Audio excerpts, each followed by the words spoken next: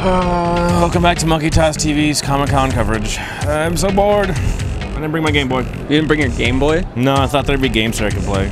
There are games. Wait, really? Where? Over there. I believe Sean and Brandon are having a game off. Ooh, maybe they can tell us what's new in the world of Atari and Sega. Alright, thanks Matt. You're an idiot. First up, we're here at NC Soft with City of Heroes. They have an expansion pack for this game coming out August 17th. City of Heroes is a MMO. It's been around for a long time. It allows players to build characters that are superheroes. Everything is fully customizable to costume, appearance, but what's also really cool is that you can choose your own character story arcs. So you can start out as a good guy, you can fall from grace, become a villain, and you can stay there if you want, or you can kind of rebuild your character into a good guy again. That's my first one. What do you got, Brandon? You know, jumping around in tights is okay in some circles, Sean, but you know, over here we've got Kids Bop Dance Party, the video game, and it's on the Nintendo Wii, and it features several songs from the original Kids Bop crew. And you know, you can play as any of their customizable characters or your own personal me. It's a great game for the family and also your average monkey tossers, so I'd like to see you try to top that, Sean. Brandon, that was really gay, man. We're here at Bondi Namco with Splatterhouse. I'm here with Dan. He's going to tell us a little bit about the game. What can you tell us about Splatterhouse? So Splatterhouse is an action brawler for the PS3 and 360 coming out this fall 2010. It's basically a reboot of the classic franchise from the late 80s, early 90s. You play as Rick Taylor, who dons a terror mask, which basically is a source of power. He has a bloodlust, so you feed the bloodlust, and the mask basically unlocks more abilities for you. So you can do splatter kills on all the monsters, bigger combos, better moves, and spill lots of blood and guts. That sounds awesome. Brandon, you got your work cut out for you, man. You know, that's pretty good, Sean. I see what you did there, but let's kick it up a notch. Here I am at Activision's booth for SpiderManShattered Dimension, an all-new action-adventure title featuring our favorite webhead, Spider-Man.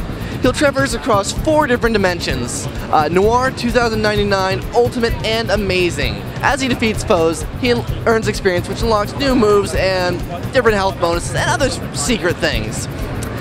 This title is seeing a September 7th release across all major consoles, so Sean, in your face!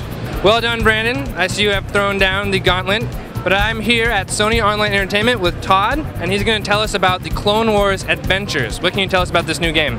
Well, Clone Wars Adventures is a virtual world that's bringing the player into the TV series. It's a place where you can interact with iconic characters from the show, launch over 20 mini games. The idea is you just play these games, you have a lot of fun, you earn some credits, you go back and you can customize your character, customize your house, and really make it your world. Do what you want to do with it. That's really cool. All right, Brandon, you got 2 more shots, man. You better bring it.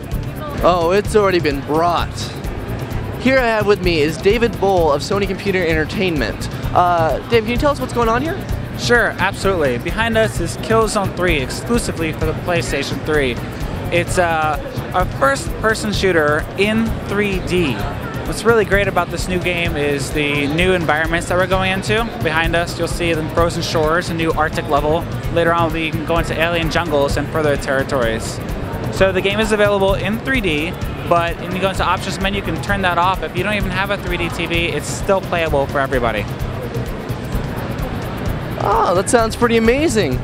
Well, Sean, what do you have to say about games in 3D?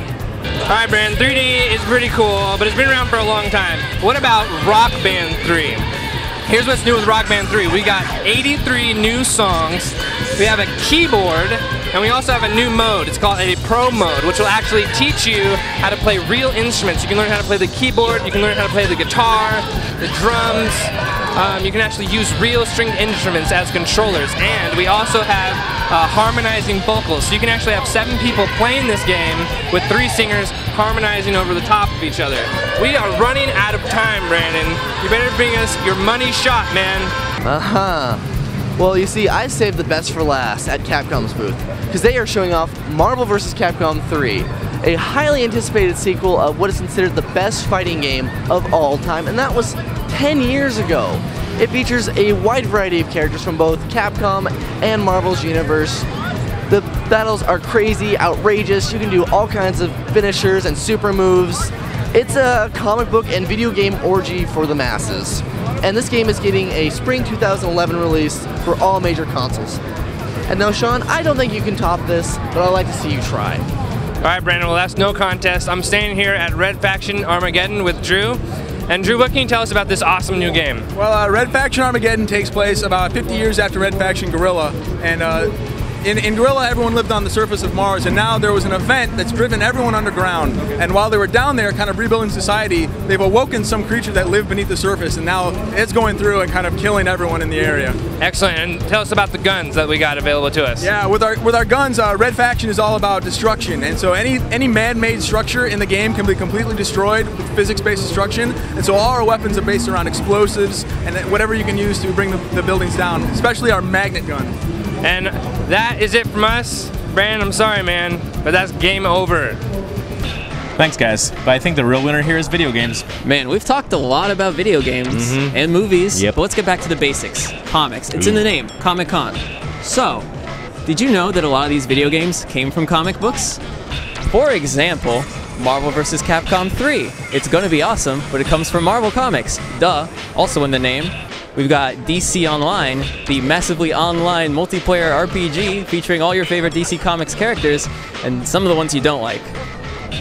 And movies. So many movies come from comic books. We have Red, starring Bruce Willis, based on a comic by Warren Ellis and Cully Hamner. We have Scott Pilgrim vs. the World, the movie on everybody's lips. It's a comic book too. It's by Brian Lee O'Malley. We have The Goon from Eric Powell. In the realm of superheroes, we have Green Hornet, which isn't quite a comic book, but people think it is, so it's close enough. It's got superheroes, whatever. All these movies sound awesome. Let's hope none of them suck. You know what's weird, though? They're turning that stuff into comic books.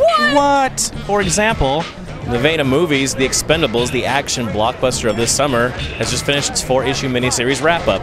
Crazy, right? The TV world's blowing up pretty big. True Blood has its own series, featuring the antics of those wacky southern vampires. J.J. Abrams' sci-fi hit Fringe has its second miniseries from Wildstorm Comics. Even your classic favorite cartoon Darkwing Duck has been brought back to life thanks to Boom Studios. So new media and old media alike are coming alive in the pages of comic books. Man, you got comics in my movies. You got movies in my comics. Whoa! I need to think about all this. This is pretty heavy stuff. We should take a break. That's true. We'll be back on MonkeyTossTV with 2010 Comic-Con coverage.